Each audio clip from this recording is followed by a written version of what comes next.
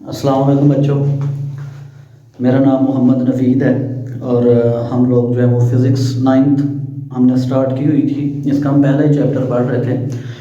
तो बच्चों आज हमारे पास टॉपिक है फ़िज़िकल क्वांटिटीज़। आज हमने समझना है कि फ़िज़िकल क्वांटिटीज़ क्या होती हैं, ठीक है, और इनकी रिप्रेजेंटेशन वगैरह क्या होती है, तो आज हमने देखना है। तो बच्चों फ़िज़िकल क्वांटिटीज़ होती क्या है? आर मेजरेबल क्वांटिटीज़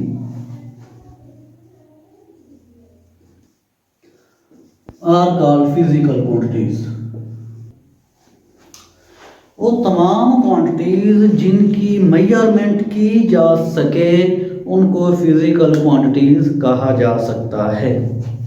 तो बच्चों यहाँ पर मैंने वर्ड यूज किया है मेजरेबल, ठीक है। ये बच्चों को जो 9th क्लास में अभी अभी बच्चे आए हैं उनको पता ही नहीं होता कि मेजरेबल क्या होता है। मेजरेबल जो है इसका मतलब है काबिले पैमाइश, जिनकी पैमाइश की जा सके, जिनको मापा जा सके, ठीक है, उनको कहा जा सकता है ये फिजिकल क्वांटिटीज हैं, ठीक है बच्चों। तो या आप इसकी ये डेफिनेशन भी कर सकते हैं, upon which physics law applied. ये वो क्वांटिटीज हैं जिनके ऊपर फिजिक्स के रूल्स, फिजिक्स के लॉज अप्लाई किए जा सके, उनको आप बोलते हो कि ये मेजरेबल क्वांटिटीज हैं, ये आपके पास फिजिकल क्वांटिटीज हैं। बच्चों फिजिकल क्वांटिटीज की जो मेजरमेंट होती है, जो पैमाइश होती है, वो डायरेक्ट भी हो सकती है, इनडायरेक्ट भी हो सकती है। डायरेक्ट आप उसको डायरेक्टली जो है वो मेजर कर सकते हैं। आपके पास कोई चीज़ है तो आप उसको डायरेक्टली या आप उसको इनडायरेक्टली मेजर कर सकते हैं। जिन चीज़ों की भी पैमाइश हो रही होती है वो सारी की सारी आपके पास फिजिकल क्वांटिटीज होती हैं, ठीक है बच्चों। तो फिजिकल क्वांटिटीज की अगर आप लोग एग्जांपल्स लें तो वो कौन कौन सी हो सकती हैं? एग्जांपल्स बच्चों ये आपके पास लेंथ यानी कि लंबाई, ये फिजिकल क्वांटिटी है। आप किसी भी चीज की लेंथ की मेजरमेंट कर सकते हैं। मेरे पास बोर्ड मार्कर है, मैं स्केल से इसकी लेंथ मेजर कर सकता हूँ कि ये 10 सेंटीमीटर का है, 12 सेंटीमीटर का है, ठीक है। तो ये आपके पास एक फिजिकल क्वांटिटी है। इसी तरह आपके पास वेलोसिटी आ जाती है, स्पीड, भागना, दौड़ना, ठीक है, उसकी भी आप मेजरमेंट कर सकते हैं कि कोई चीज कितनी स्पीड के साथ भाग रही है, वो भी एक फिजिकल क्वांटिटी है। उसके बाद आपके पास टेम्परेचर आ जाता है, आप लोग देख सकते हैं कि कितनी गर्मी है, कितनी सर्दी है, ठीक है। तो आप इन चीजों की मेजरमेंट कर रहे हैं, तो ये आपके पास फिजिकल क्वांटिटीज होती हैं, ठीक है बच्चों।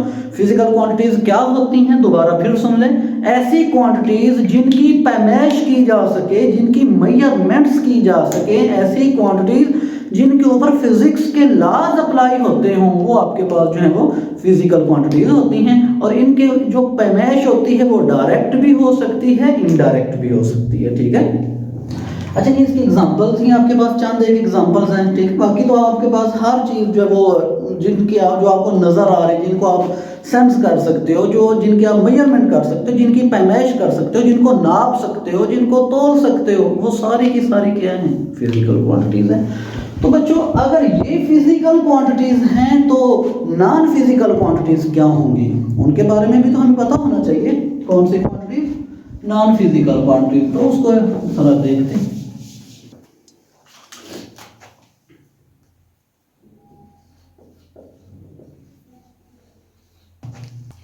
बच्चों नॉन फिजिकल क्वांटिटीज क्या होती हैं, इनके बारे में भी तो हमें पता होना चाहिए ना। आपकी बुक आपको बता रही है फिजिकल क्वांटिटीज ये हैं, तो फिर नॉन फिजिकल क्वांटिटीज कौन सी होगी?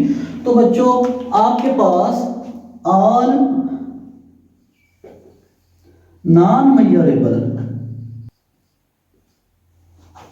Quantities are called non physical quantities.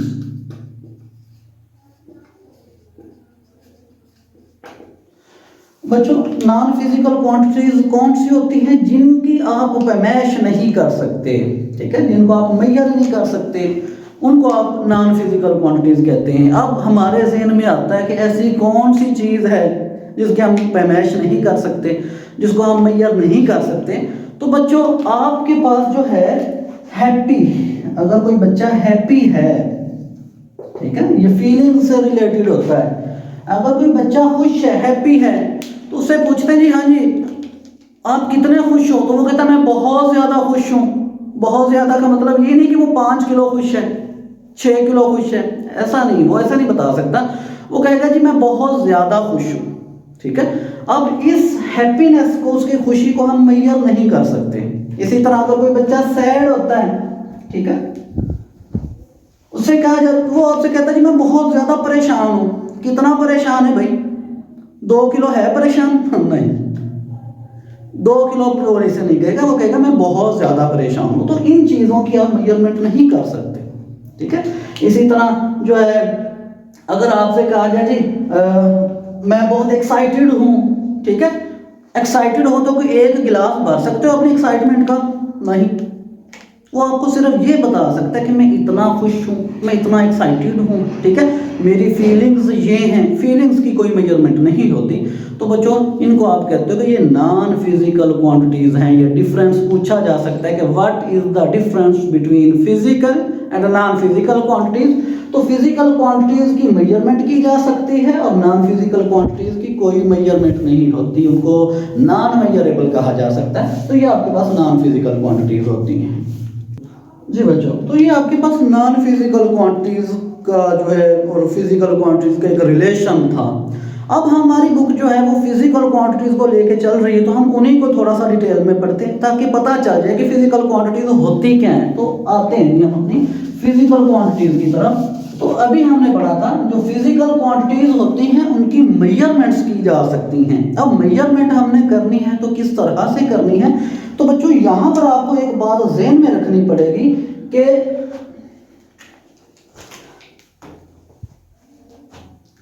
every physical quantity have two characteristics in common।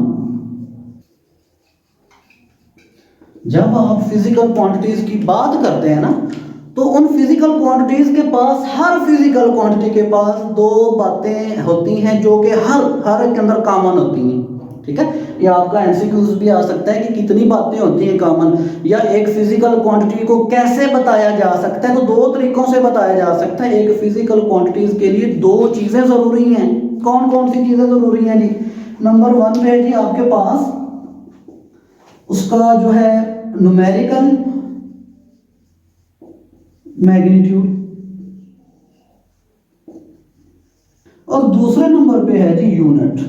ये 2 बातें अगर आपको पता हैं तो आप जो है किसी भी फिजिकल क्वांटिटी को देख सकते हैं, आप कोई भी मेजरेबल क्वांटिटी ले सकते हैं। तो इसके लिए 2 बातों का होना जरूरी है, ठीक है जी। अच्छा, अब न्यूमेरिकल मैग्नीट्यूड क्या होता है या न्यूमेरिकल वैल्यू क्या होती है बच्चों? ये आपके पास होता है जी अदद, या अदद की कीमत भी कह सकते हैं या नंबर भी कह सकते हैं, ठीक है जी। अदद होता है या कोई नंबर होता है। यूनिट जो होता है ये साथ में बताना पड़ता है, एक नंबर के साथ एक यूनिट लगाया जाता है, ठीक है बच्चे। अब इसकी एग्जांपल मैं आपको देता हूं। आपकी बुक भी कह रही है कि अगर आपने किसी बच्चे की पैमाइश ली है ना, तो बच्चे की अगर फर्ज कर लें पैमाइश ली है, वो आई है जी 104 सेंटीमीटर, कितनी की 104 सेंटीमीटर है, ठीक है। तो अब इसके अंदर जरा गौर से देखिएगा कि इसके अंदर 2 बातें बताई हैं। एक उसने 104 कहा है, उसने एक नंबर बताया है, और साथ में उसने cm यूज किया है, ये इसका यूनिट है। 2 चीजों को डिस्क्राइब, 2 चीजों के जरिए से डिस्क्राइब किया जा सकता है। अगर सुने, अगर मैं कहता कि एक बच्चा है, उसकी हाइट 104 है या 104 है, तो इसका कोई मतलब ही नहीं था कि 104 सेंटीमीटर है, 104 मिलीमीटर है या 104 किलोमीटर है। तो ये नहीं बता सकता पूरा नंबर। या आपसे ये कहा जाता है जी इस बच्चे की जो हाइट है वो सेंटीमीटर है, अगर जस्ट सेंटीमीटर बोला जाए, इस चीज को यूज किया जाए, तो फिर पता ही नहीं चलता कि कितने सेंटीमीटर है, ठीक है जी। तो बच्चे की अगर आपने हाइट बतानी है तो आपको दोनों चीजें बतानी पड़ेगी कि 104 सेंटीमीटर मतलब ये बच्चा 104 सेंटीमीटर का है, या 5 फीट का है, या 6 फीट का है, या 3 फीट का है। तो आप साथ में क्या बताते हो? यूनिट्स भी बताते हो। एक आम एग्जांपल लेते हैं। जिस तरह से कोई आप किसी स्टोर पे जाते हो, वहां से आप सामान खरीदते हो, आप खरीदते हो जी मुझे चीनी दे दो। अब दुकानदार पूछता है कितनी चीनी चाहिए, आप कहते हो जी मुझे 5, सिर्फ आप नंबर यूज करते हो ना, सिर्फ 5। अब उसकी जहन में तो यही आएगा पता नहीं 5 दाने मांग रहा है, 5 किलो मांग रहा है, 5 मन मांग रहा है, ठीक है। तो आपने साथ में ये बताना भी है कि मुझे 5 किलो चीनी चाहिए, फिर उसके जहन में आएगा हाँ जी ये बात सही कर रहा है कि ये 5 किलो चीनी की बात कर रहा है, ठीक है। जो चीज़ भी आप लेने जाता है, बाजार से कोई पाइप वगैरह खरीदने जाते हैं, मोटर पाइप, तो आप उसको कहते हैं जी मुझे इतने फिट पाइप दो, ठीक है। आप कहते हैं जी मुझे 100 फिट पाइप दो। अब आपने 100 अगर कहा, उसे नहीं पता चलेगा कि ये 100 क्या मांग रहा है, कितना, मतलब कि 100 में क्या मांग रहा है। जैसे ही आप कहोगे मुझे 100 फिट पाइप दो, तो फिर वो समझ आएगा कि 100 फुट मांग रहा है, तो वो आपको दे देगा। तो बच्चे फिजिकल क्वांटिटीज को डिस्क्राइब करने के लिए दो बातों की जरूरत होती है, एक न्यूमेरिकल वैल्यू की जरूरत होती है, एक यूनिट्स की जरूरत होती है बच्चों। तो ये आपके पास एक फिजिकल क्वांटिटीज और नॉन फिजिकल क्वांटिटीज से रिलेटेड एक इसका लेक्चर था। तो बच्चों अब हम नेक्स्ट जो है देखते हैं कि फिजिकल क्वांटिटीज की कितनी टाइप्स हैं और कौन कौन सी हैं, उनके बारे में हम नेक्स्ट लेक्चर में देखते हैं। अगली वीडियो के लिए आप मेरे चैनल को सब्सक्राइब कर सकते हैं ताकि नया लेक्चर आपके पास फौरन पहुंच जाए और आप जो है वो टाइम टू टाइम स्टडी करते रहें। तब तक के लिए अल्लाह हाफिज़।